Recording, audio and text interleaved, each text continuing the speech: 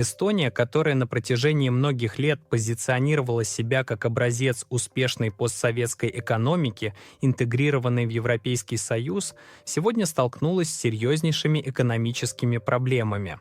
Стремительный рост цен на товары и услуги, падение покупательной способности, нестабильная ситуация в энергетическом секторе и логистические трудности — все это свидетельствует о глубоком кризисе. Официальные комментарии сводятся к стандартным отговоркам: непродуманная политика правительства, неблагоприятные внешние факторы. Однако, как пишет в своей недавней статье Яков Кедми, проблемы эстонской экономики намного глубже и серьезнее. Предлагаем вам ознакомиться с фрагментами его анализа. Экономисты не устают предупреждать жителей Эстонии о надвигающемся мощном ценовом шторме, и это при том, что инфляция уже достигла 3,4%, что на 0,8% выше среднего показателя по Евросоюзу — 2,6%.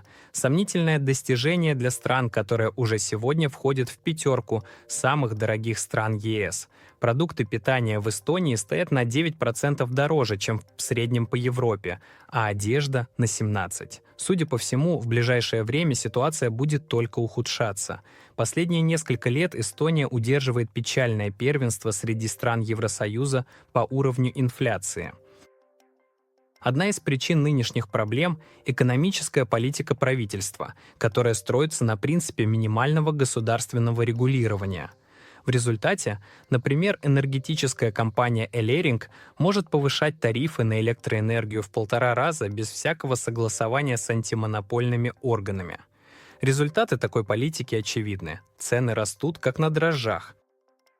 С 2026 года планируется повышение акцизов на алкоголь, табак и горючее. Это, разумеется, еще больше подстегнет рост цен. В такой ситуации уровень жизни эстонцев будет неизбежно падать. Остановимся подробнее на энергетическом секторе. Союз торфодобывающих предприятий Эстонии недавно заказал исследование, которое было проведено в нескольких независимых лабораториях. Результаты химических анализов торфа показали, что расчетные показатели выбросов завышены на 28,5%. Юрий Тидерман, глава Союза, заявил, что для расчетов выбросов использовались международные данные, не учитывающие специфику эстонского торфа. Выбросы от его сжигания значительно ниже. Получается, что ограничения, наложенные на торфяную промышленность, были необоснованными и привели к убыткам в десятки миллионов евро. В целом для Эстонии зеленый энергетический переход не является приоритетом. В стране имеются большие запасы горючих сланцев, которых хватит для полного обеспечения потребностей в электроэнергии. Тем не менее, правительство Эстонии продолжает гнуть свою линию, стремясь к полному отказу от углеводородов и развивая ветряную и солнечную энергетику. Хотя всего несколько лет назад, чтобы предотвратить энергетический кризис, пришлось вводить в эксплуатацию законсервированные сланцевые электростанции. Возможно, в скором времени выяснится, что и для сланцевой энергетики использовались неверные данные о выбросах.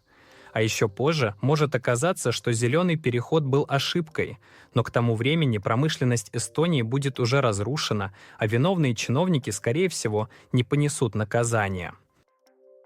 Логистика — важнейшая составляющая экономики любой стран, и Эстония не исключение. Но и в этой области все далеко не благополучно. Коммерческий директор транспортной компании DB Schenker Яник Саарякс бьет тревогу. По его словам, Эстония находится в логистическом тупике. Судя по всему, бизнес переживает непростые времена, и в этом есть прямая вина эстонских властей. Исторически Балтийский регион играл роль транзитного коридора между Россией и Западом. Именно контроль над этим регионом был одной из ключевых целей Северной войны в начале XVIII века. Петр I прекрасно осознавал значение балтийских портов для развития России. Они расположены гораздо ближе к Европе и имеют более продолжительный период навигации, чем Архангельск. С XVIII века и вплоть до распада СССР развитию транспортной инфраструктуры в Балтии уделялось пристальное внимание. После 1991 года страны региона, включая Эстонию, находились в выгодном положении. Российские порты на Финском заливе тогда еще не были в достаточной степени развиты, поэтому транзит грузов продолжал идти через балтийские порты по уже отлаженным схемам. Эстонии досталось от Советского Союза хорошее наследство. Порты Таллина, Палдиски и Силомяя работали на полную мощность, была развитая сеть автомобильных и железных дорог, а также внушительные складские мощности. Транзит приносил Эстонии солидный доход. По идее, нужно было лишь поддерживать эту инфраструктуру в работоспособном состоянии. Однако в 2022 году Эстония в одночасье превратилась в логистический тупик, неинтересный для международного бизнеса. Транзитная отрасль начала быстро умирать. Уже в 2023 году грузооборот портов упал на 31% по сравнению с 2022 годом и составил 23 миллиона тонн. Конечно, политики стали говорить о строительстве железной дороги Rail Baltica, которая должна соединить страны Балтии с Европой. Вот только возить по ней практически нечего, да и само строительство постоянно сталкивается с проблемами. Скорее всего, Rail Baltica так и останется проектом на бумаге.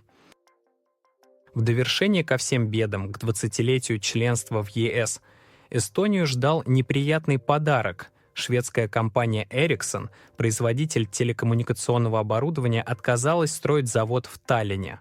Эстония лишилась 155 миллионов евро инвестиций. Вот такой новогодний презент от шведских партнеров. Ericsson не новичок на эстонском рынке. Компания уже имеет там производственные мощности.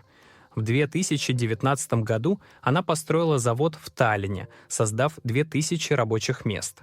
Новый завод позволил бы трудоустроить еще 2200 человек.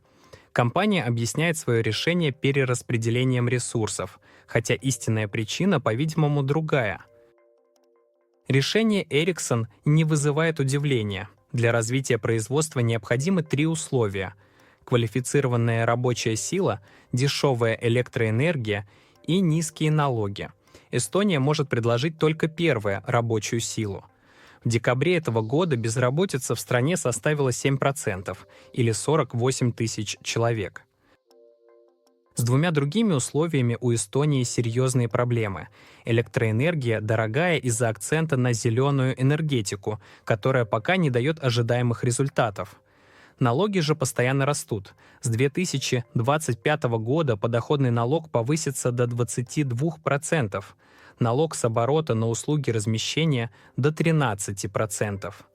Появится транспортный налог, вырастут акцизы на топливо, будет введен 2% налог на оборону. И это далеко не все планируемые изменения. В таких условиях инвестиции в эстонскую экономику маловероятны. И тем не менее для строительства завода Ericsson снесли ледовый холл Джети. Таллин лишился спортивного комплекса. Вот такие подарки получают жители Эстонии от своих властей. Стоит отметить, что ледовый холл находился на территории бывшего завода «Двигатель», некогда крупнейшего машиностроительного предприятия Эстонской ССР. Очередной провал эстонских властей. Похоже, это уже система. Конечно, постоянство — признак мастерства. Вот только в данном случае это мастерство в разрушении. Какой вывод напрашивается сам собой? Пожалуй, только смена политического курса может изменить ситуацию к лучшему. Но в ближайшем будущем таких перемен ожидать не стоит. Уважаемые зрители и слушатели, согласны ли вы с анализом Якова Кедми? Что, по вашему мнению, должно сделать правительство Эстонии для выхода из кризиса? Пишите свои комментарии. Особенно интересно мнение жителей Эстонии. Предлагайте темы для наших следующих выпусков. Если вам понравилось видео, поставьте лайк и подпишитесь на наш канал. Впереди много интересного. Спасибо за просмотр.